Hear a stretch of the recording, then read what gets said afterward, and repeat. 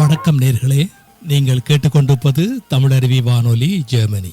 இன்றைய நிகழ்ச்சிகள் வரிசையில் அடுத்து வானிலைக்கு வருகிறது நீங்கள் ஆவலோடு எதிர்பார்த்திருக்கும் கவிதை களம்.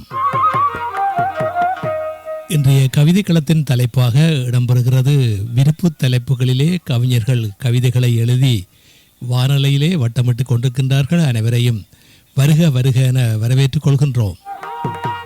ஆமாம், வணக்கம் அன்பு கவிஞர்களே.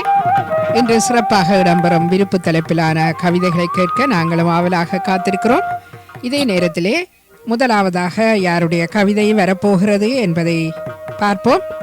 ஆம், எங்களுடைய அபிமான நேயரும் கவிஞருமான தக்கோலம் என் ஜலநாதன் ஐயா அவர்களுடைய கவிதை அவர் இணைந்திருக்கின்றார். வாருங்கள் ஐயா, உங்களுடைய கவிதையை தாருங்கள், கேட்போம். தமிழே அமுதே வருவாய் நிறைவாய் தருவாய். ஜெர்மனி தமிழறிவு வானொலிக்கும் நேயர்களுக்கும் என் வணக்கம். விருப்பு தலைப்பாக இயற்கையை இயற்கையாக இருக்க விடுங்க எனும் தலைப்பில் கவிதையை வழங்குகிறேன். தக்கோலம் என் ஜலநாதன், உத்திரமேரூர், தமிழ்நாடு. இயற்கை தன்னை இயற்கையாக சிலவற்றில் இருக்க விடுங்க, அப்போதுதான் இயற்கை நம்மை இயற்கையாக இருக்க விடுமுங்க. இயற்கை தன்னை இனிமையாக காக்க வேணுங்க, இல்லையெனில் செயற்கையெல்லாம் கண்டபடி ஆட்டம் போடுங்க. அதனால்தான் இல்லாதது எல்லாம் இருந்து கொண்டு தாக்க வருதுங்க, மேலும் வாராத நோயெல்லாம் வந்து வந்து வாட்டுதுங்க. மரங்களைத்தான் பாதுகாப்போம் மாஞ்சி மாஞ்சி சொல்லுவாங்க, அதற்கு சட்டமும்தான் போடுவாங்க. காசை காட்டி காட்டி மரத்தைத்தான் வெட்டுவாங்க. மரங்களும்தான் காணாமல் போனால் காத்துத்தான் காணாமல் போகுமுங்க. காலம் போகிற போக்கிலே காற்றடைச்ச கை உருளையை கையோடு கொண்டு செல்லணுங்க. காத்துவாங்களையோ காத்து என கூவித்தான் விற்கின்ற பொருளாக காத்துத்தான் விற்பனைக்கும் வந்துடுங்க. பெருமை பெற்ற வற்றாத அருமையான ஆறுதான் இருக்குதுங்க.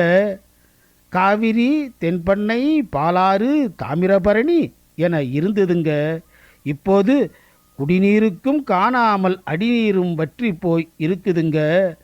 வற்றி போய் வச்சதற்கு யார் காரணங்க என்றும் காசு பார்க்க எண்ணுகின்ற குளிர்பான வணிக கூட்டமுங்க. வறுமைக்கும் வறுமை வைக்கும் வளமான பூமியின்னு பெருமையோடு நம்ம பூமியை சொல்லுவாங்க. இப்போது வண்டி போகும் பாதையாக மாறி போச்சுங்க. சோறு போட்ட நிலங்கள் இப்போது கூறு போட்டு விற்கின்ற வீட்டு மனைகளாச்சுங்க.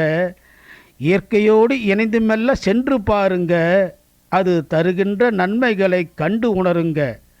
இயற்கை தன்னை இயற்கையாக சிலவற்றில் இருக்க விடுங்க, அப்போதுதான் இயற்கை நம்மை இயற்கையாக இருக்க விடுமுங்க. வாய்ப்பளித்த ஜெர்மனி தமிழறிவு வானொலிக்கு நன்றி, வணக்கம். தக்கோலம் என் ஜலநாதன், உத்திரமேரூர், தமிழ்நாடு. சங்கத்தமிழ் இலக்கிய பூங்கா.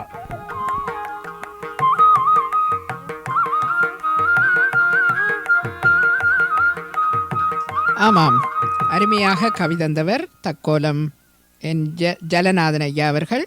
இயற்கை என்ற தலைப்பிலே இயற்கையை இனிமையாக காக்க வேண்டும், இல்லை காற்றை கூவி கூவி விற்கும் நிலைதான் ஏற்படும் என்று அழகாக கவிதை கொடுத்திருந்தார். வாழ்த்துக்கள் ஐயா, மீண்டும் மீண்டும் இணைந்து சிறப்பீங்கள். நன்றி, வணக்கம். அடுத்ததாக கவி பாட